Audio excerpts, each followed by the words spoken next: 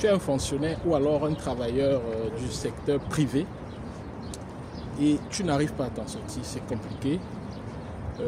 Parfois tu vis sous les découverts avant la fin du mois, tu as déjà pris la moitié de ton salaire, c'est compliqué, tu ne t'en sors pas, c'est bien dommage. Je peux me tromper, mais il y a une forte probabilité que ce soit comme ça que tu vis.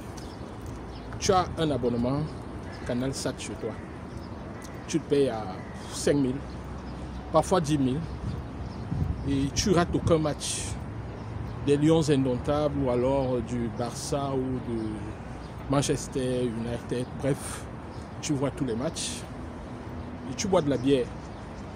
Tu bois de la bière, tu as une épouse à la maison, mais en plus de boire de la bière, tu as aussi de temps en temps quelques copines dehors qui te prennent aussi un peu d'argent. Tu as des enfants. Ouais, tu as une télévision à la maison et tu te dis que tu as cette télévision-là pour que les enfants puissent s'amuser. Mais en réalité, ce n'est pas pour les enfants, c'est pour toi.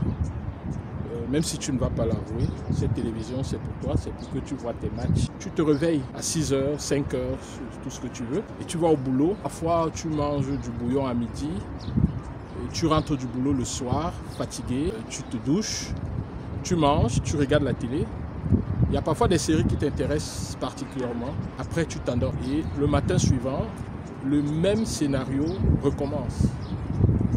Du lundi au vendredi, c'est le même rituel. Si tu prends une vidéo de tes journées, du moins quand tu es à la maison et quand tu as un peu de temps, tu auras, sauf si tu changes des vêtements de temps en temps, ce qui parfois est difficile à cause de la condition. Si tu ne changes pas de vêtements, tu auras l'impression que c'est la même journée que tu vis chaque jour. Autre chose, tu ne vends aucun produit, tu ne fais aucun business. Quand tu fais un business, c'est escroquer les usagers des services dans lesquels tu interviens.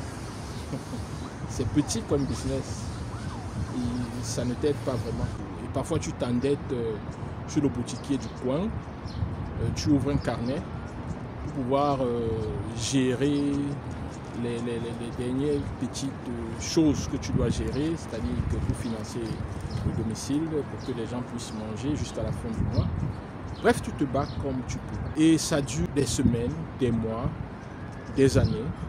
Et c'est ton quotidien. C'est compliqué. Tu es stressé. Tu n'aimes pas ton boulot, mais tu es obligé d'y aller parce que si tu n'y vas pas, on te menace. Lorsque tu es même malade et que tu manques le boulot juste à cause de la maladie, on te menace correctement. Franchement, tu te sens brimé, tu te sens opprimé. C'est ton quotidien. Ça qui justifie le fait que tu aies tous ces problèmes. Tu n'arrives pas à sortir de ce cercle-là.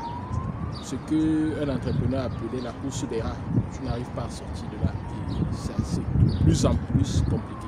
Pourquoi est-ce que c'est comme ça et comment est-ce que tu peux t'en sortir? D'abord, fais le blackout total sur toutes ces choses. Ce n'est pas une fatalité. C'est-à-dire, avoir des problèmes, avoir des difficultés, ce n'est pas pénal. Mais on a l'impression que la société pénalise le fait d'avoir des difficultés. La pauvreté, ce n'est pas un crime. C'est-à-dire, avoir des problèmes. Déjà, quand on dit la pauvreté, on a l'impression que c'est mauvais et que non, ce n'est pas un problème. Je sais ce que c'est de vivre ça au quotidien. La religion chrétienne, c'est-à-dire la doctrine de la religion chrétienne et même de l'islam, ne nous aide pas trop. Parce que ces religions présentent un sauveur. Un sauveur, un guide suprême qui, en fait, en présence de qui tous nos problèmes sont résolus. Je vais t'annoncer une mauvaise nouvelle. Ce sauveur, s'il est vrai pour ces religions, pour la spiritualité, mais dans ta vie, ce sauveur n'existe pas. Ce sauveur n'existe pas en dehors de toi. Tu es ton propre sauveur. Le sauveur de ta vie, c'est toi. Donc n'attends pas un sauveur qui viendra de je ne sais pas où sauver ta vie. Et c'est la même chose pour les pays. Aucun politicien ne sera le sauveur d'un pays. Tout est un cycle de recommencement. Et même ceux qu'on appelle sauveurs, ou du moins ce qu'on croit qu'ils seront des sauveurs, eux-mêmes cherchent des sauveurs. L'homme est toujours en train de chercher un sauveur. Du moins, les chrétiens, les musulmans cherchent toujours un sauveur ou attendent un sauveur. Même s'ils essayent de s'autodéterminer, il y a toujours ce fond-là. On pense qu'il y aura un super-héros qui viendra et qui va faire tout exploser et qui va nous permettre de tout obtenir. Je m'inscris en faux contre ça, c'est pas vrai.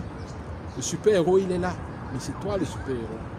Et il y a des dispositions que tu peux prendre pour sortir de cela. Attrape quelque chose, prends ce qu'il y a près de toi, je ne sais pas trop quoi, mais vends, fais du business. Oui, parfois tu n'as pas ces aptitudes, mais ça s'apprend. Crois-moi, en apprenant, en essayant, tu vas perdre de l'argent, tu vas perdre des amis, tu vas perdre des frères, mais à la fin de la journée, tu pourras mieux résoudre tes problèmes. Je te propose de faire un truc. Chaque mois, tu prends 20% de ton salaire, quels que soient les problèmes que tu as, tu mets quelque part. Après 5 mois, tu auras l'équivalent de ton salaire épargné. Si tu veux, tu prends 30%. Comme ça, après 3 mois, tu auras l'équivalent de ton salaire épargné. Mais je t'assure, je te garantis, si tu le fais, après un certain nombre de temps, tu auras 3 mois de salaire épargné.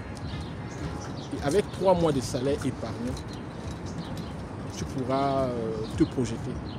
Dans tous les cas, ne t'arrête pas à ça. Investis sur quelque chose. Bouge, bouge et bouge. C'était le docteur Emmanuel Niara. Dans la tête du docteur Emmanuel Niara. Sur ce, je te dis merci. Au revoir et à très bientôt. Bye bye.